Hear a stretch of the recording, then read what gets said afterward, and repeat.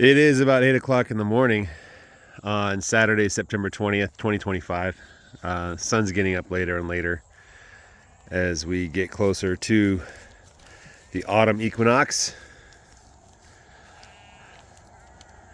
We're moving the cows to the new last row, cows and the sheep. So I can hear the sheep, they're coming. Oh shoot, 2 horseflies on top of that cow. Where are my dragonflies out? There's some of the calves. Yep, you done wrong there. There you go, go around the wire. That's right. Here comes some of the sheep. I can hear a rumble of thunder. Oh, some of the sheep decided to cross the wire. They were already in the row. I think they were already in the row.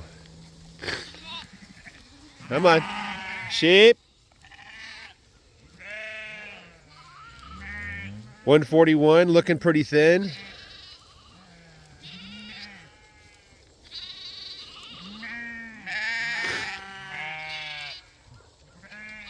All right, let me go check. I'm gonna go get behind these animals.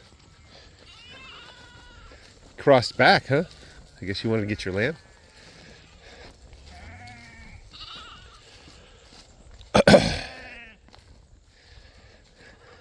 Oh, you're looking pretty thin too. I'm gonna put out some protein supplement this morning. I don't see any more animals. It's hard to see because of the sun. All right, let's go, little buddies. Doggy.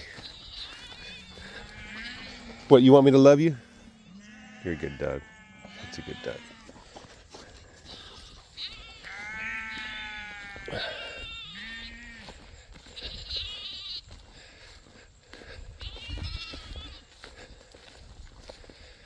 All right, that's all of them.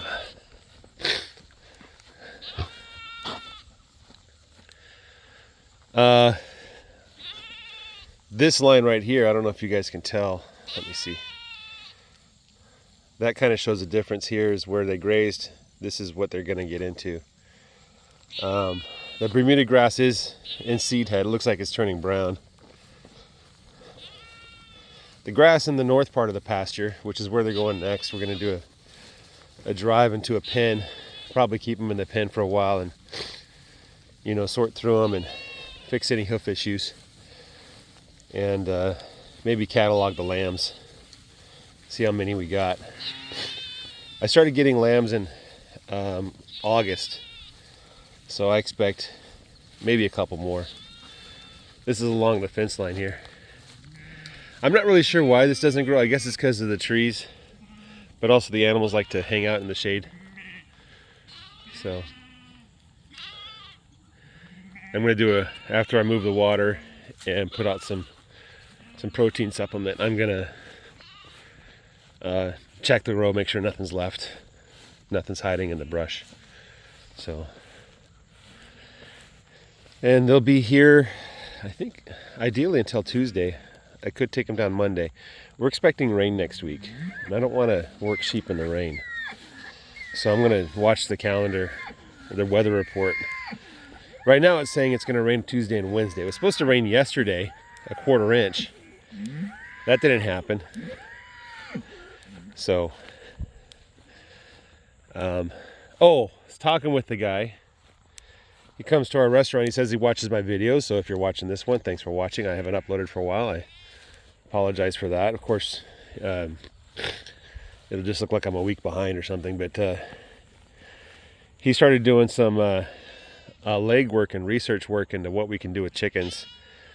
And the numbers don't sound too terrifying.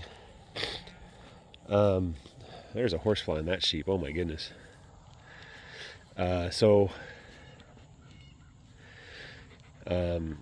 Chickens might be a possible business, especially if we do it at scale. And I think last time I kind of sketched it out.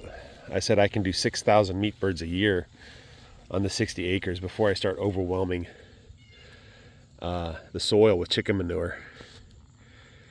You know, I think it was like 6,000 and then 1,000 laying hens. I don't know. I need to go back and do the math again. But the entire point is I have to have a market to sell those chickens to before I start raising chickens. And right now I have 0 people that want to buy chickens from me. But need to go back, figure out what the costs and expenses are going to be, what I can sell the chickens at to make a decent profit, to make it worthwhile. But the idea is he wants to get into farming, and I want somebody to raise chickens on my land. I'm willing to pay. Let's see. I was looking at covering my pasture with chicken litter from like one of those where they raise the chickens indoors. And I think it worked out to be about $4,000, $5,000. So if I bring a guy in here to do chickens and I pay him that, because that's the fertilizer I'll get, that's the value of the fertilizer, then he can take the chickens and sell them. And so he gets paid twice, once for putting fertilizer in my field and the other for selling the birds. Then it should be economical, right? I can't imagine it not being economical. And